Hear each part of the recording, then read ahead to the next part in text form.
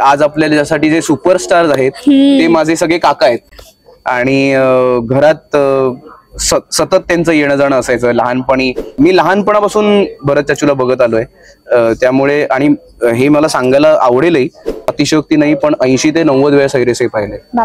आणि मला असंही झालंय, मी अंधेरीत राहतो आणि आज मला कंटाळा आलाय तर मी पेपर उघडून बघितलंय, अच्छा सैरेसईचा प्रयोग बालगंधर्व पुणेला आहे. मी गाडी काढून बालगंधर्वाला जाऊन पण प्रयोग बघितलाय. So I am a die-hard Bharat Jadhav fan. पहिल्या अंकानंतर मनमीत ऑलमोस्ट झोपला होता स्टेजवर, म्हणजे दमून, कारण ती खूप एनर्जी. आणि आता दुसरा अंक पण करायचंय, तर तो दुसरा अंक मनमीतला साधारण मी खांद्यावर घेऊन दुसरा अंक सादर केलाय. म्युझिक क्यू आधी सुटला आणि अरे यार, कारण ते माझा एक सिरियस पॅच होता आणि असं झालं की बहिऱ्याने म्युझिक ऐकलं. तर असे पण अनेक किस्से आहेत नाटकाचे. आणि ती अशी हसली, बापरे, आणि तो आवाज अख्ख्या थिएटरवर घुमला आणि मला ते कंट्रोल नाही झालं. त्यामुळे मग मी असं सोफ्यामध्ये गेलो आणि मी खूप हसलो आणि मग माझं झालं हसल्यानंतर किंवा मी परत येऊन मग मी नाटकात आलो. मला ते खोटं बोलता येत नाही, हा माझा प्रॉब्लेम आहे. मला जर काय किंवा गोड बोलता येत नाही, उगाच शुगर कोटेड बोलता येत नाही. पण कधी कधी काय होतं, मी बोलायला लागलो की मग मी असं होतं की हा अरे खूप बोलला, मनापासून बोलला पण खूप बोलला. मग असं कधी कधी वाटतं की मुक असलेलंच बरं, जेवढं आहे तेवढं हा चांगलं झालं, छान झालं, आणि मुक राहिलेलंच बरं. नमस्कार मंडळी, मी नेहा प्रभू तुम्हा सगळ्यांचं मनापासून स्वागत करते मीडिया टॉक मराठीवर. ऑल द बेस्ट हे नाटक पुन्हा एकदा येत आहे, जोमाने तयार आहे. त्या निमित्ताने माझ्यासोबत मयुरेश दादा आहे. सगळ्यात आधी सांग कसं आहेस? मस्त. सो पहिल्या ऑल द बेस्टने तर माइलस्टोन सेट केलेला, मग तू आलेलास ऑल द बेस्ट 2 घेऊन आणि आता पुन्हा एकदा येत आहे. सो ह्या 2 नंतर जे हे आता नवीन येत आहे याच्यामध्ये काय वेगळं असणार आहे किंवा काय? हे पहिलंच ऑल द बेस्ट आहे. ज्याने इतिहास घडवला होता तेच नाटक. काय झालं होतं, 15 वर्षापूर्वी काही कारणामुळे चंद्रलेखा बंद पडलं. मोहन काका आपल्यात आज नाहीयेत, तर त्यामुळे हे बेसिकली चंद्रलेखाचं प्रोडक्शन होतं सुरुवातीला. तर चंद्रलेखा बंद झालं त्यामुळे नाटक थांबलं. असं काही नाटक काय म्हणू, हळूहळू उतरता क्रम असतो नाटकाचा. बुकिंग कमी झालं की लोकांना असं एक कळतं आपल्याला की हा आता नाटक थांबवायला पाहिजे. तसं ऑल द बेस्ट झालं नव्हतं. हाऊसफुल प्रयोगांमध्येच ते बंद पडलं कारण चंद्रलेखाचा प्रॉब्लेम झाला. पण मग बाबांना ऑल द बेस्ट 2 ची आयडिया आली. मग ते म्हणाले की आंधळा मुका बहिरेला घेऊन तेच करण्यापेक्षा मी काहीतरी नवीन करतो. सो त्याच्यानंतर 2 चा उगम झाला. मग 2 चे आम्ही जवळजवळ 450 प्रयोग केले आणि परत तेच लॉकडाऊनचा खंड पडला, नाहीतर 2 पण चालू असतं. पण लॉकडाऊन नंतर आमचं तेच म्हणणं झालं तिघांचं की काहीतरी नवीन पिढीसाठी, ज्यांनी हे नाटक बघितलं नाही, खूप मोठा मध्ये काळ गेलाय 15 वर्षाचा, की ह्या आत्ताच्या पिढीने ते नाटक बघितलं नाहीये. आणि तो एक विचार घेऊन की नवीन तरुण मंडळी, आत्ता कॉलेजची किंवा शाळेतली मुलं म्हणा, त्यांना नाटकाची ओढ निर्माण व्हावी किंवा त्यांनी नाट्यगृहाकडे यावं, त्यासाठी आमचा हा एक छोटासा प्रयत्न आहे की ऑल द बेस्ट सारखं असं एनर्जेटिक युथफुल नाटक पुन्हा रंगभूमीवर आणूया, जेणेकरून ती तरुण मंडळी, म्हणजे त्यांच्या आईबाबांनी पाहिलंच असेल, पण आईबाबांच्या निमित्ताने मुलं पण नाट्यगृहात येतील आणि त्यांना नाटक आवडेल. असं मला वाटतं की आम्ही तेवढं चांगलं करू की त्यांना नाटक आवडेल.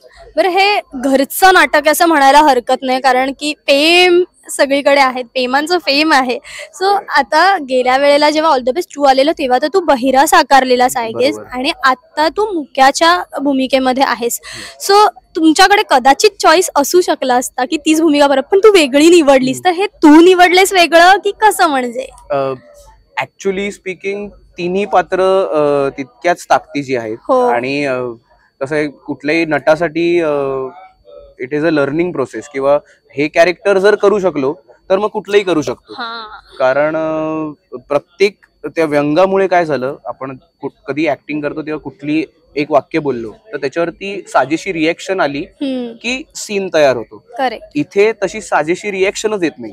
मला पाणी दे, अच्छा तुला जेवण हवंय, म्हणजे त्याच्यातूनच मग ती विनोद निर्मिती होते. त्यामुळे कान जास्त उघडे ठेवायला लागतात की चुकीची रिएक्शन नको जायला, किंवा त्यामुळे फॉर अन ऍक्टर ते तिन्ही रोल चॅलेंजिंग आहेत. आणि आपण एक असतो ना, एक रोल केल्यानंतर आपण त्याबद्दल पॉझिटिव्ह असतोच.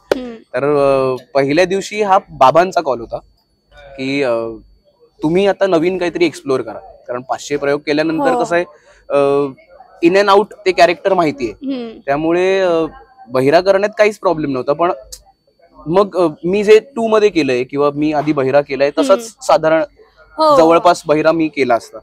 पण काहीतरी प्रयोग म्हटल्यानंतर काहीतरी नवीन करायला पाहिजे, काहीतरी स्वतः पण एक्सप्लोर करायला पाहिजे. आता 500 प्रयोगानंतर माझी पण एक अभिनेता म्हणून चौकट निर्माण झाली होती की अशा पद्धतीनेच प्रोजेक्ट करायचं, अशा पद्धतीनेच विनोद निर्मिती होते. तर कम्प्लिटली फ्लिप, म्हणजे 360 डिग्री फ्लिप. बहिऱ्याला ऐकू येत नाही, त्यामुळे तो फक्त वाक्य बोलतो, पण मुक्याला सगळं नीट ऐकून त्याच्यावर रिएक्शन देऊन वाक्य बोलायचे. त्यामुळे खूप चॅलेंजिंग होतं. पण बाबांबरोबर मनमीतही होता बरोबर, त्यामुळे त्याने मुका केल्या कारणामुळे त्याचे पर्सनल टिप्स पण मला मिळायचे. मी बहिऱ्या केल्या कारणामुळे मी त्याला पर्सनल टिप्स बहिऱ्याचे द्यायचो. त्यामुळे ती भट्टी, जसं तुम्ही म्हणालात ऑल द बेस्ट हे पेमांचं आहे, त्यामुळे ते घरातल्या घरात इतकं चांगलं भट्टी निर्माण झाली. आणि आम्ही एकमेकांना काय म्हणू, एकमेकांच्या ऍक्टर्सना जास्त अजून कसं ग्रो होता येईल ह्याच्याकडे ही 2 महिनेचा कस लावला. आणि आता होपफुली तसे प्रयोगही होतील. बरं, माझ्या जन्माच्याही आधीचं ते नाटक, त्यामुळे अनफॉर्च्युनेटली बघता नाही आलं, पण हे नक्की बघू आम्ही. भरत सरांनी कुठल्या कुठे नेलं असेल आम्ही इमॅजिन पण करू शकत नाही एवढं. आणि त्यांना फक्त मी एकदाच पाहिलंय, आणि त्यावेळेला मी बघितलेलं की ते रंगीत तालमीच्या वेळेला पण त्यांचा जो रंगभूमीसाठीचा रिस्पेक्ट असेल किंवा सोबतच्या कलाकारांचा असेल तो दिसला होता, म्हणजे सगळ्यांच्या पाया वगैरे पडून आणि ते करायचे. सो तू तर अनुभवलं असशील त्यांना जवळपास. सो त्यांची अशी कुठली गोष्ट वाटते तुला की बाबा ही एक नट म्हणून माझ्यासोबत असायला हवी, म्हणजे त्यांची भूमिका तर तुझ्यापर्यंत आहे की त्यातनं तू करणार आहेस, पण एक नट म्हणून असतं की या माणसाकडून हे मला शिकायचं आहे. नाही, मला काय म्हणू, माझं भाग्य आहे की मी देवेंद्र पेम यांच्या घरात जन्माला आलो. कारण त्यामुळे कसं झालं, हे आज आपल्यासाठी जे सुपरस्टार्स आहेत ते माझे सगळे काका आहेत. आणि घरात सतत त्यांचं येणं जाणं असायचं लहानपणी, त्यामुळे माझं ग्रूमिंग एक वेगळ्या पद्धतीने झालं. मी लहानपणापासून भरत चाचूला बघत आलोय, त्यामुळे. आणि हे मला सांगायला आवडेलही, मला जेव्हा कधी सॅच्युरेशन येतं किंवा मी खूप फ्रस्ट्रेट झालो असेल किंवा असं वाटलं की आता यार खूप कंटाळा आलाय, मी सैरेसईचे प्रयोग बघतो. मी आतापर्यंत अतिशयोक्ती नाही पण 80 ते 90 वेळा सैरेसई पाहिले. बापरे. आणि मला असंही झालंय, मी अंधेरीत राहतो आणि आज मला कंटाळा आलाय, तर मी पेपर उघडून बघितलंय, अच्छा सैरेसईचा प्रयोग बालगंधर्व पुणेला आहे, मी गाडी काढून बालगंधर्वाला जाऊन पण प्रयोग बघितलाय. So I am a die-hard Bharat Jadhav fan. आणि काय मी हे बघण्याचं प्रयोजन काय, म्हणजे ते हसून ते फ्रस्ट्रेशन बाहेर निघणं हा एक भाग झाला. पण जेव्हा मी भरत चाचूला स्टेजवर बघतो किंवा त्याला परफॉर्म करताना बघतो, तेव्हा मला एवढं त्याच्याकडून शिकायला मिळतं. कारण आता त्यांचेही 4500 प्रयोग झाले सैरेसईचे, पण ते प्रत्येक वेळेला जेव्हा स्टेजवर येतात तेव्हा त्यांचा पहिला प्रयोग असल्यासारखं करतात. ती एनर्जी, तो उत्साह, तो टायमिंग, हे सगळं त्यांच्याकडून इतकं मला प्रत्येक प्रयोगाला मिळत जातं. त्यामुळे कदाचित इतके वेळेला बघूनही मला कंटाळा आला नसावा सैरेसई. तर जसं तुम्ही म्हणालात की हे कुठली गोष्ट आहे की त्यांच्याकडून शिकायची आहे, तर प्रामाणिकपणा. म्हणजे जर प्रयोग असेल तर प्रत्येक प्रयोग आपला पहिलाच प्रयोग आहे अशा पद्धतीने त्याच्याकडे बघून जेन्युइनली, म्हणजे 100% काय 200% त्याच्यात जीव ओतून काम केलं तर ऑब्व्हियस आहे की समोरून टाळे येणारच आहेत. म्हणजे तुम्ही जर खऱ्या मनाने किंवा खऱ्या भावनेने जर रंगभूमीची सेवा केली तर कुठलंच नाटक असं नाही की ते पडू शकतं किंवा कुठलाच प्रयोग आहे जो फ्लॉप होऊ शकत नाही. तुम्ही मनापासून केलं तर समोरून दाद मिळणारच आहे आणि ती एनर्जी रंगदेवता देतेच. तर मला प्रत्येक वेळेला त्याच्याकडे बघून असा हेवा वाटतो की यार एवढी एनर्जी किंवा एवढं जेन्युइननेस माझ्यात पण आला पाहिजे. बरं, ऑल द बेस्ट त्यावेळेस किंवा 2 मध्ये एक साधारण अशी रूपरेषा होती की आंधळा मुका बहिरा हे नाटकामध्ये नाटक करतायत, बरोबर? यावेळेला पण तसंच आहे का? नाही, हे लव्ह स्टोरी आहे. तर आंधळा मुका बहिरा आणि एक मुलगी जिचं नाव मोहिनी आहे. तर गोष्ट अशी आहे की ते तिन्ही तिघही जण एकाच मुलीच्या प्रेमात पडतात. आणि हे जेव्हा त्यांना कळतं तेव्हा आता शेवटी ती मित्र म्हटल्यानंतर एक ब्रो कोड असतो. हो. तर आपलं व्यंग पण कळलं नाही पाहिजे तिला आणि भावांचं पण नाही कळलं पाहिजे.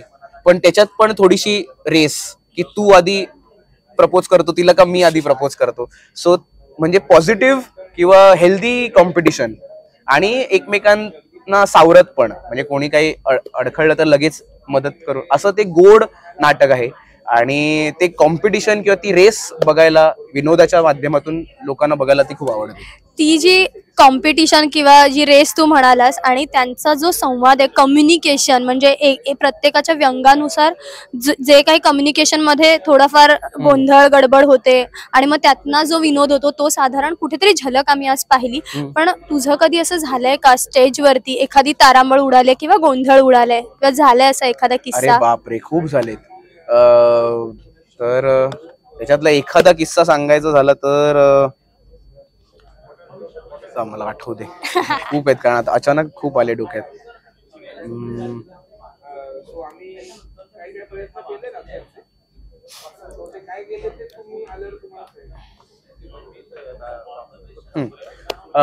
तर ऑल द बेस्ट 2 चा एक किस्सा सांगतो मी.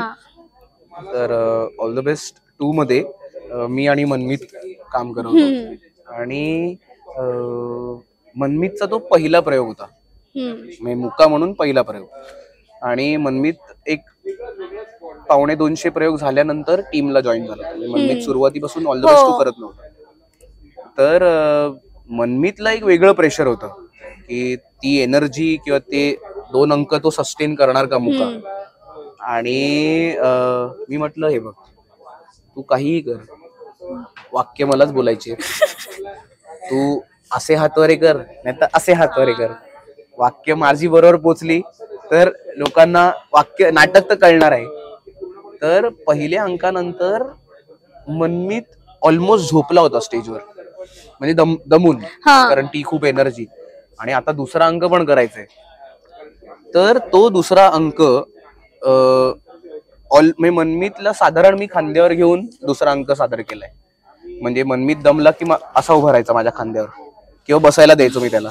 मग माझं सादरीकरण झालं की मग मी परत त्याला बोलायचो, चल उठ, तुझी वाक्य बोल, परत बस, परत. किंवा त्याला दुसरीकडे घेऊन जायचं असेल तर चल, मग तो माझ्या खांद्यावर हात ठेवून हे करायचा. पण इव्हेंच्युअली कसं आहे, त्याचा स्टॅमिना वाढला आणि आज आपल्या सगळ्यांना माहितीये काय करतो तो, काय धमाल उडवतो हे मी माझ्या कॉलेजच्या वेळेला पाहिलंय. असं. आणि बरेच किस्से आहेत, कधी कधी म्युझिक क्यूज चुकतात, असं कधीतरी झालं, एखाद दुसरा म्युझिक क्यू चुकलं तर त्याच्यावर एकदा मी रिॲक्ट झालो होतो. म्युझिक क्यू आधी सुटला आणि अरे यार, कारण ते माझा एक सिरियस पॅच होता आणि असं झालं की बहिऱ्याने म्युझिक ऐकलं.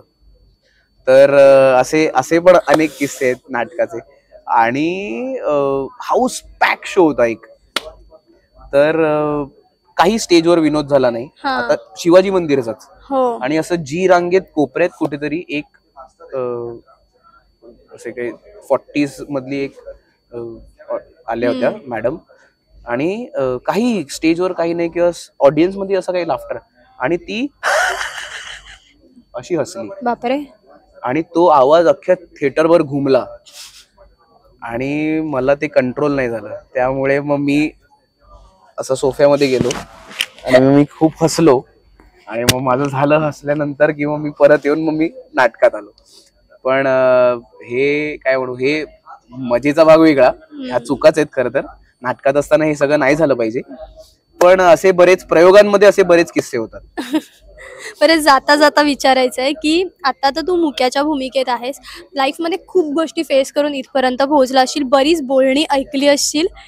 असं कुठल्या कुठल्या वेळेला वाटलं किंवा आताही वाटतं की या वेळेला न बोललेलं बरं, या वेळेला आपण मुक्याची भूमिका पत्करूया? बापरे, असं ऍक्च्युली प्रत्येक वेळेलाच वाटतं. कारण मी असं काय म्हणू, मला ते खोटं बोलता येत नाही, हा माझा प्रॉब्लेम आहे. मला जर काय किंवा गोड बोलता येत नाही, उगाच शुगर कोटेड बोलता येत नाही. त्यामुळे मला जे चांगलं वाटलं तर मी मनापासून तारीफ करतो, वाईट वाटलं तर मी सांगतो किंवा हे नाही मला नाही आवडत. तर कधी कधी समोरच्या माणसाला ते नाही आवडत, तेवढे हे मी मित्रांमध्येच करतो. हा. पण कधी कधी काय होतं, मी बोलायला लागलो की मग मी असं होतं की हा अरे खूप बोलला, मनापासून बोलला पण खूप बोलला. मग असं कधी कधी वाटतं की मुक असलेलंच बरं. जेवढं आहे तेवढं हा चांगलं झालं, छान झालं, आणि मुक राहिलेलंच बरं. खूप छान वाटलं दादा तुझ्याशी बोलून. ऑल द बेस्टने आपण सुरुवात केलेली आणि आता ऑल द बेस्ट वरती सांगता करतोय. तुला या नाटकासाठी all the very best. Thank you so much. आणि मला तुमच्या सर्व प्रेक्षकांना हे काय म्हणू, एक नम्र विनंती करायची आहे की काय म्हणू, जे सिनियर प्रेक्षक असतील त्यांना हे नाटक तर माहितीच असेल, तुम्ही अनेक वेळेलाही ते बघितलं असेल. पण जशी ही आमची खंत आहे तशी कदाचित तुमची खंत असेल की तुमच्या मुलांनी किंवा तुमच्या नातेवाईकांनी, जे यंग मंडळी आहेत, त्यांनी हे नाटक बघितलं नाहीये. त्यामुळे तुम्हालाही मला या नाटकाला बोलवायचं आहे की तुम्ही ते जे सुवर्ण काळ 15-20 वर्षा आधी अनुभवला होता, जो काय म्हणू लाफ्टर रायट तुम्ही नाट्यगृहात अनुभवला होता, जी एनर्जी अनुभवली होती ती अनुभवायला परत या. आणि तुमच्या बरोबरीने तुमच्या सर्व लहान मुलांना किंवा तुमच्या नातेवाईकांना घेऊनही या. ऑल द बेस्ट काय आहे हे त्यांना दाखवा. आणि माझी खात्री आहे किंवा मी तुम्हाला हे मनापासून त्याची तुम्हाला ग्वाही देतो की तुम्ही रंगभूमी तुम्ही नाट्यगृहात आल्यानंतर तुमचं 100 काय 200% मनोरंजन करायची जबाबदारी माझी, मनमीतची, विकासची आणि रिचाची. Thank you thank you so much.